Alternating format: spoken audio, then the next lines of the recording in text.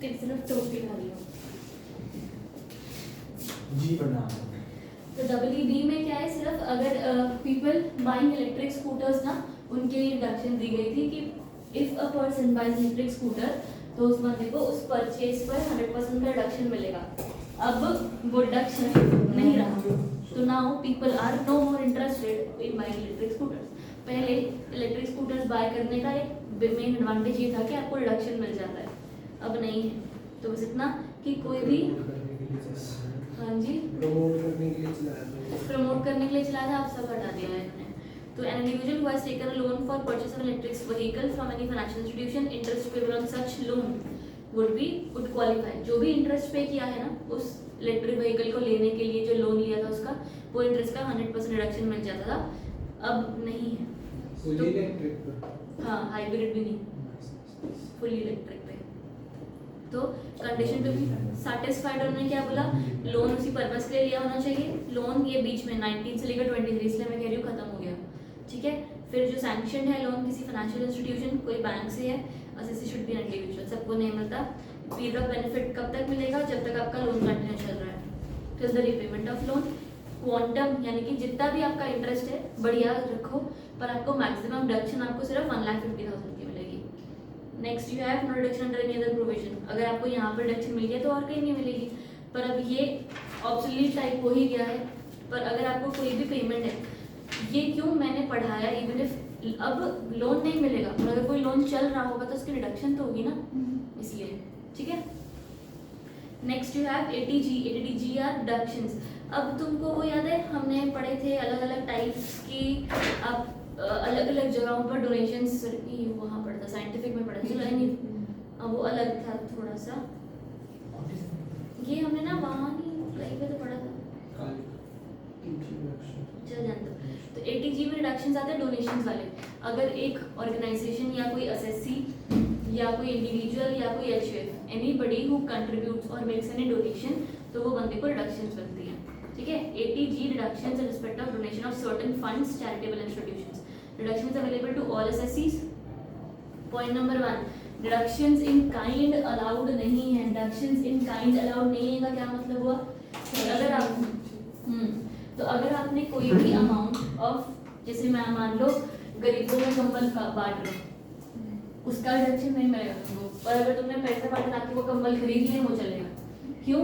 क्योंकि मैं बोल दूंगी ना ये चीज़ की भाई कंबल की वैल्यू इतनी है, कौन जा रहा है चेक कर दें, इसलिए डिडक्शंस इन काइंड अलाउड ही नहीं है। ये लिख लिया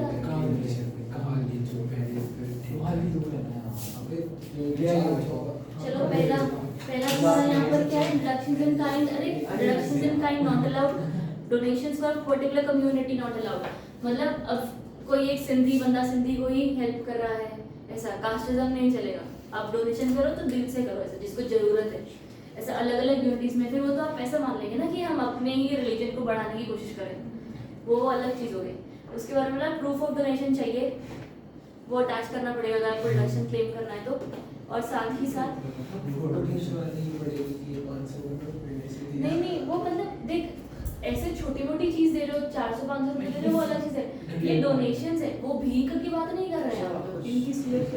आपने ढंग से डोनेशन करी है, वो अमाउंट होगा कुछ मिनिमम, उसके ऊपर का, जैसे donation is excess of 2000 must be paid by account payee cheque. इसका मतलब ये नहीं है कि तुम 2000 के नीचे पे नहीं कर सकते, कैश 2000 तक अलाउड है, ऊपर क्या चेक में या कुछ स्लिप में कोई उस तरीके से देना पड़ेगा। आप ऐसा डोनेशन करो टू इंस्टीट्यूशन, यहाँ पर बंदे दिखे हैं ना, बंदे दे रखे हैं यहाँ, इंस्टीट्यूशंस ऑर्गेनाइजेशंस दे रखी है। ऐसे तो अलग ही से सेल्फी लेता रहेगा गरीबों के साथ, एक ही नोट सबको पकड़ा कर प्रूफ ऑफ डोनेशन चाहिए ओरिजिनल, वो आपका अटैच होगा, only then you will be eligible for deductions. Donation is excess of 2000 must be paid by account payee cheque, cash में नहीं चलेगा। और अगर आप डिफॉल्ट रजीम में डिडक्शन अवेलेबल है ही नहीं, यहाँ तक ठीक है। नेक्स्ट अब तुम्हारा जो ATG के डिडक्शंस है ना, वो 4 कैटेगरीज में बाइफरकेटेड हैं। मतलब किसी रैंडम गरीब को दे दिया अगर, वो नहीं, उसका डिडक्शन नहीं मिलेगा, गरीब को दो पर डिडक्शन नहीं मिलेगा। गरीब को मतलब डिडक्शन नहीं मिलेगा, रैंडम किसी गरीब को दे दिया इन योजनाओं के अलावा। हाँ, amount of reduction the section 80G into 4 parts. अब अलग 4 पार्ट्स में 4 पार्ट्स में डिवाइडेड है। जो तुम्हारा पार्ट 1, पार्ट ए और पार्ट 2 ये बहुत ही आसान है। पार्ट ए में क्या चीज़ें हैं वो देख लेना, एक बार रीड कर लेना, याद मत करना, होंगी भी नहीं।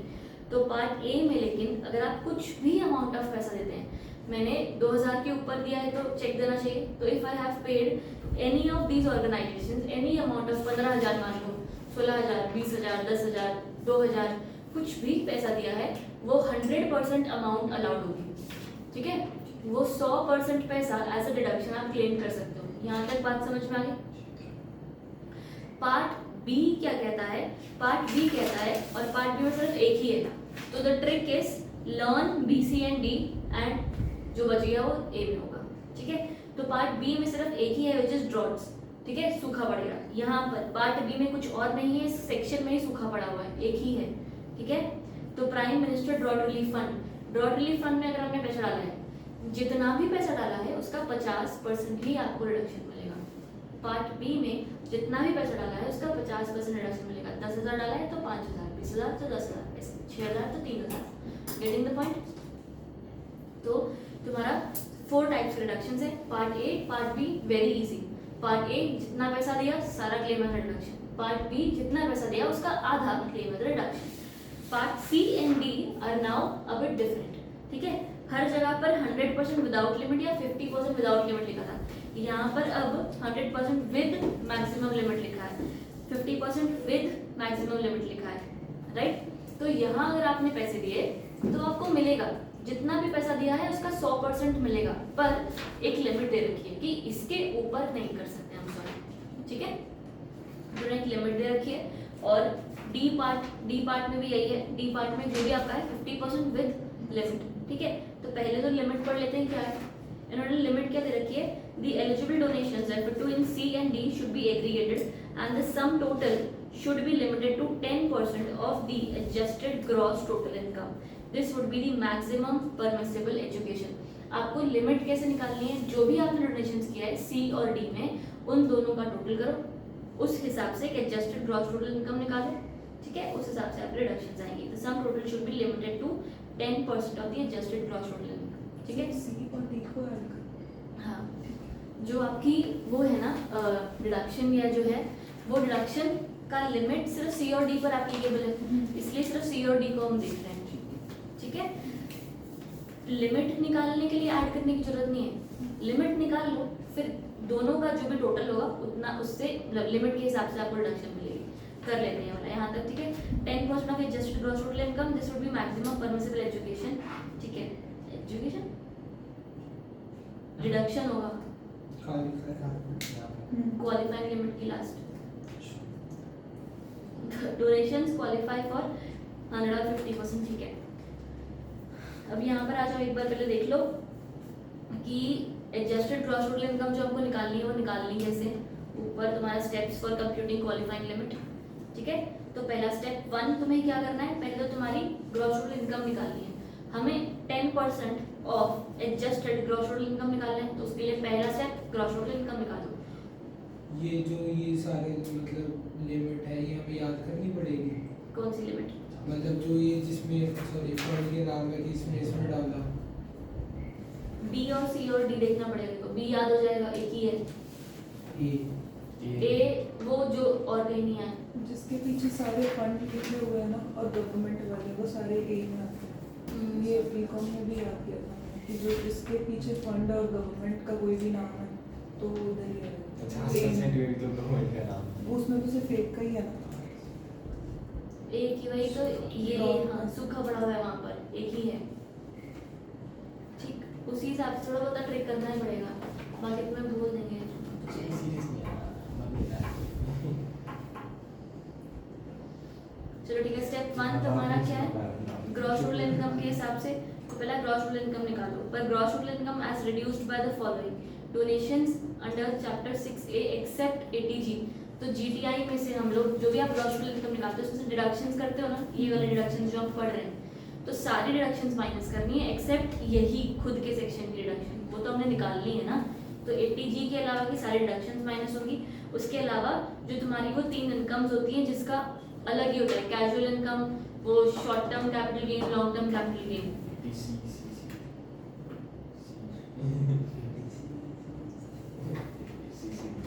शॉर्ट टर्म कैपिटल गेन और लॉन्ग टर्म कैपिटल गेन और any income on which income tax is not payable, यानी कि एग्जेम्प्ट हो गई, एग्रीकल्चरल इनकम्स हो गई। ठीक है, यहाँ पर एक चीज प्लीज ध्यान रखो, कैजुअल इनकम को निकालना ऐसा कहीं नहीं लिखा, तो कि अगर वो है तो उसको रहने देना। सेकेंड स्टेप, जो भी आपका टोटल इनकम आएगा, एडजस्टेड टोटल इनकम आएगा, उसका 10% आपने कर दिया, बात खत्म। 3, 4, 5 स्टेप काट दो, जरूरत नहीं है। सिक्स्थ इलस्ट्रेशन देखेंगे पहले, 50,000। किस तरीके से 50,000 आया तुम्हारा? क्योंकि ये तो 100% वाली है, इसमें हम 300% वाली है, 50% वाली है, सेकंड नंबर वाली 50% वाली है। उसका 10,000 हो गया, पहले का 10,000 20,000। सेकंड नंबर वाली 50% वाली कहाँ है? 50% वाली है। हाँ, अच्छा, हाँ 50 वाली है, राइट सॉरी। 10 10 20 अभी ये भी तो है। अच्छा इन हम कर ले तो रैंडम पूछा था अभी इन काइंड है वो 40,000 हो गया। इनका इन मना नहीं किया हाँ तभी तो 40,000 हो गया।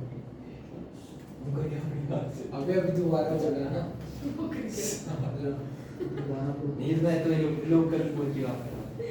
नेशनल डिफेंस ए में आएगा 100%, नेशनल ड्रॉट रिलीफ बी में आएगा 50% और नेशनल रिलीफ फंड ए में आ रहा है 100%। ठीक है, तो इन सबका मिला मिलू के 40,000 आया आपका टोटल डिडक्शन। यहाँ तक ठीक है? ओके,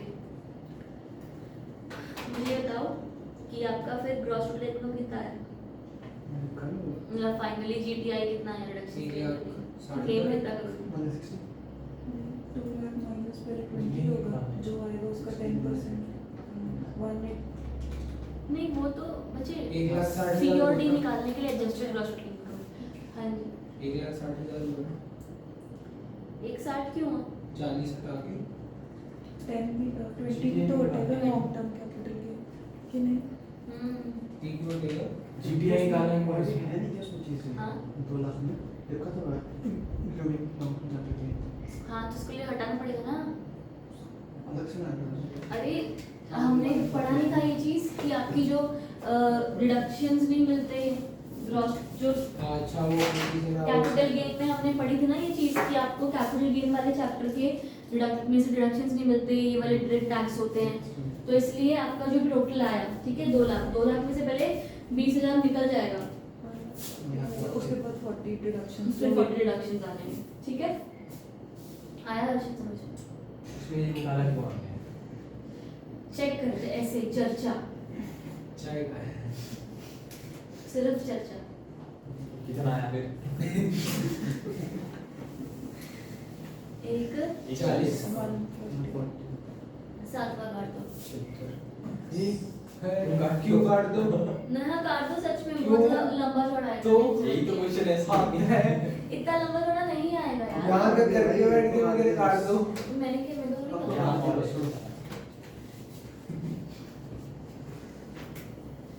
हमने सॉल्व नहीं करा, बन नहीं करा था तो काट दो। अरे सच में करता। अरे इतना बड़ा कौन ही काट देगा? ये आपने मना की ये नहीं आएंगे, उसके हिसाब का करा दिया और जो कराने थे वो नहीं मैंने करा। कब मना किया मैंने नहीं भी आएंगे? याद नहीं। अभी याद नहीं करने आई तो सही ना। ये तो आए थे। तो बोलना चाहिए ना आपको याद तो नहीं। देख बी सी और डी वाले अगर याद कर लो तो तो सारे ये- याद कर ले। हाँ तो सारे याद कर लो। फालतू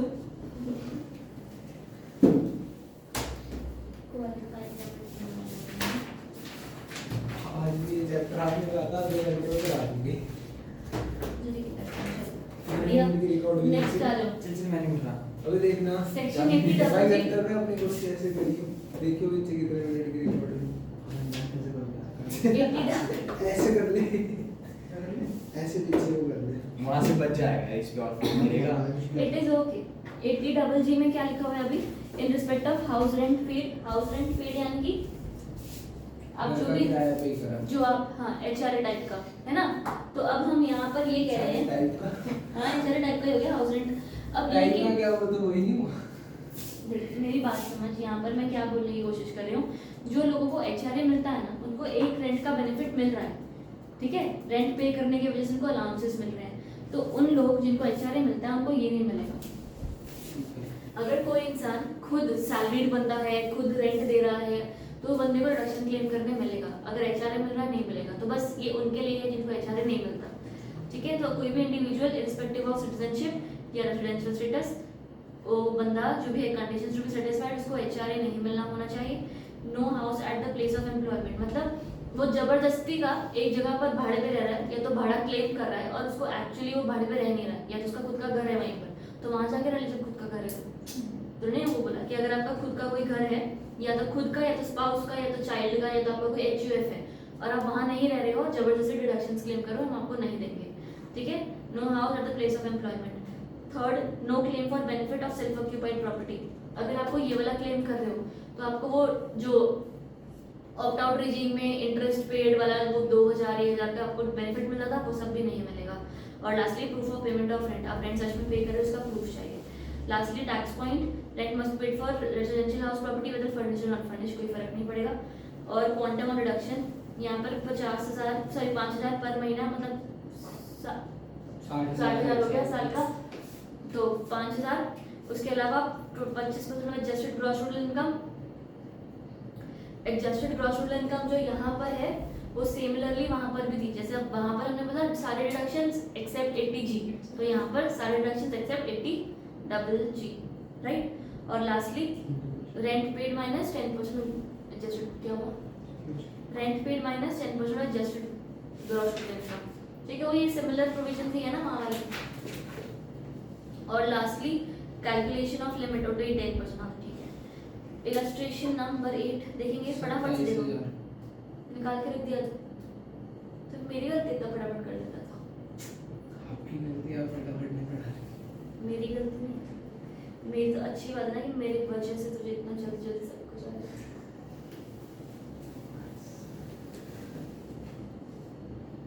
कंप्यूट टोटल इनकम जल्दी जल्दी करो चलो। प्रॉफिट एंड गेन बंदे का इतना है। Income from house property let out situated Kolkata, दूर है ना, तो यहाँ पर तो है नहीं, मतलब एलिजिबल तो वो है। इनकम फ्रॉम अदर स्टेट नहीं, कोई बात नहीं। Rent paid for office, rent paid for residential house, ये वाला रिडक्शन सिर्फ इस हाउस के लिए है, तो अब इसका रिडक्शन मिलेगा। ये 40,000 की बंदा है, इसकी ग्रॉस टोटल इनकम पहले निकालो कितनी आएगी, 1,20,000 आगे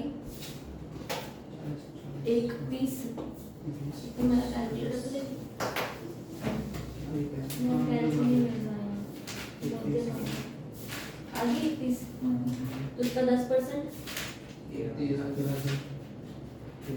तो रिडक्शन कितना मिलेगा, सारा देखना पड़ेगा ना, वो तीनों लिमिट्स करो फटाफट, 25% आपका 32,500 जल्दी जल्दी जल्दी करो, जल्दी करो। वो तो मेरा बाकी बच्चे जैसे तो करना नहीं करता है।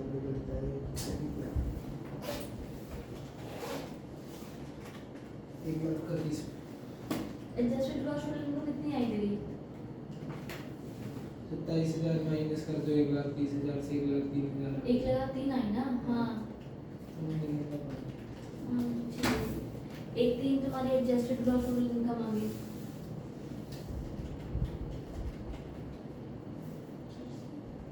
क्या हुआ, ये से adjusted gross total adjusted gross total income तुम्हारी आई, तुमने ये 3 सारे प्लस करा 1,30,000 1,30,000 130 आया, इसमें से तुम्हारा माइनस होगा ना रिडक्शन वाला 80G का रिडक्शन, प्रॉफिट एंड गेन्स वाला।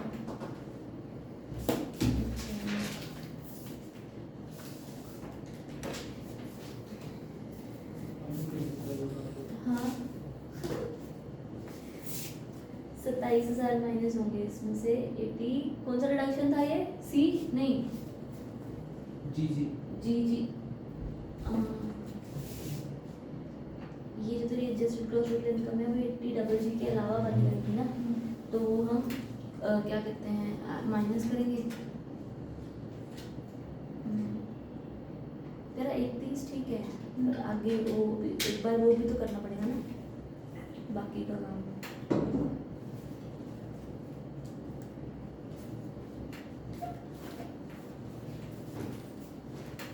ये देख, वो वाले ये वाले तीनों चीज़ें करके देख।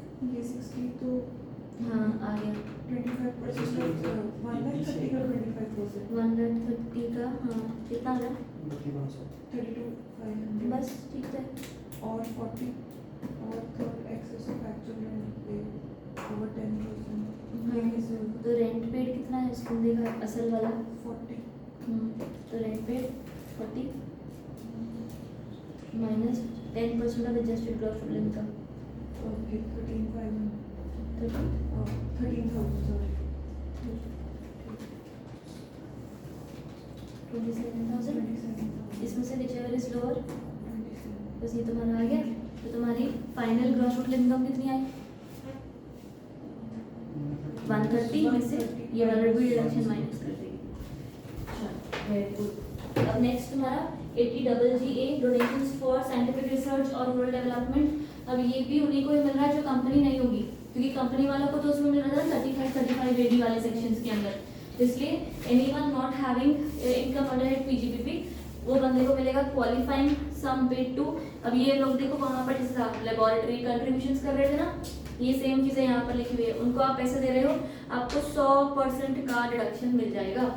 जितना भी पैसा डाला है 100% रिडक्शन मिल जाएगा। पर अगर आप पैसे दे रहे हो तो कैश में नहीं होना चाहिए, कैश में अगर है तो 2000 तक चलेगा। ठीक। पॉइंट 5th का बी वाला क्लेम वाला है जो पॉइंट, वो काट दे। चल।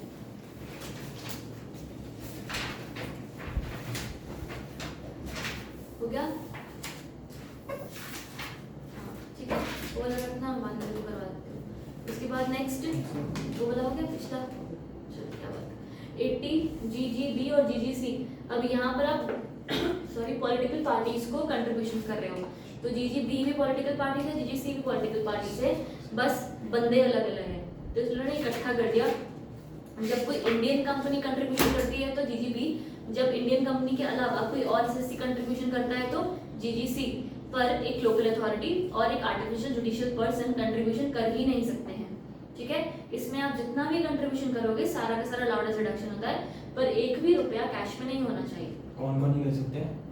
लोकल अथॉरिटी, और ठीक है। Artificial judicial person. उसके बाद JJA, नहीं कर सकते कि उनको डिडक्शन मिलेगी। हाँ रिडक्शन नहीं मिलेगा। Section 80JJA profits and gains from business of collecting and processing of biodegradable waste. अभी यहाँ पर उसने क्या बोला कि आप कोई ऐसा बिजनेस शुरू कर रहे हो जिसमें बायोडिग्रेडेबल वेस्ट, बायोगैस या फर्टिलाइजर्स या वैसा कुछ मैन्युफैक्चरिंग या प्रोसेसिंग है, तो आप जो भी इनकम कमाओगे तो आपके आई थिंक पहले 5 सालों का है ना, हाँ पहले 5 सालों की जितनी भी इनकम है सारी डिडक्शन। ठीक है। तो फर्स्ट खाली इतना देख लो, एप्लीकेबल टू ऑल, जो भी बंदा ये इनकम टोटल ग्रॉस इनकम जिसकी कमाता है फ्रॉम बायोडिग्रेडेबल वेस्ट यूज करके generation of power, fertiliser, pesticide, biogas और कुछ SI फ्यूल्स, तो वो बंदे को अमाउंट ऑफ डिडक्शन कितना मिलेगा? Whole of the income for 5 consecutive years. ठीक है, अच्छी बात है। JJAA में ऐसा ही होगा। JJAA reduction in respect of employment of new workman. ठीक है, अभी सच में यही कर रहे हैं कि न्यू वर्कमैन को बोल रहे हैं और हमें न्यू बंदे चाहिए कंपनी में। जितना आप नया बंदा लेकर आओगे कंपनी में उतनी आपको रिडक्शंस मिलेंगी। यहाँ पर उन्होंने उस तरीके से बाइफरकेट किया है। अब ये वाला पॉइंट इंपॉर्टेंट है, और यहाँ पर देखो, it applicable to all assessees who has income from business and is subject to tax audit under section 44AB। Tax audit किसको एप्लीकेबल होता है?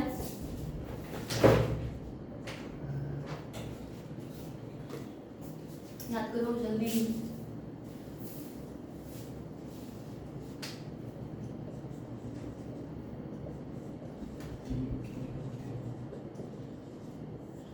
टैक्स ऑडिट किसको एप्लीकेबल होता है? इस बंदे की टर्नओवर, ऐसा मत करो यार, 1 करोड़ के ऊपर हो, या तो अगर बैंक से कर रहा है तो टर्नओवर की लिमिट 10 करोड़ तक है। याद है? अभी भी याद नहीं आया? जिस बंदे की क्रॉस रिसिप्ट्स शायद 50 लाख से ऊपर हो ना, तो ये लोग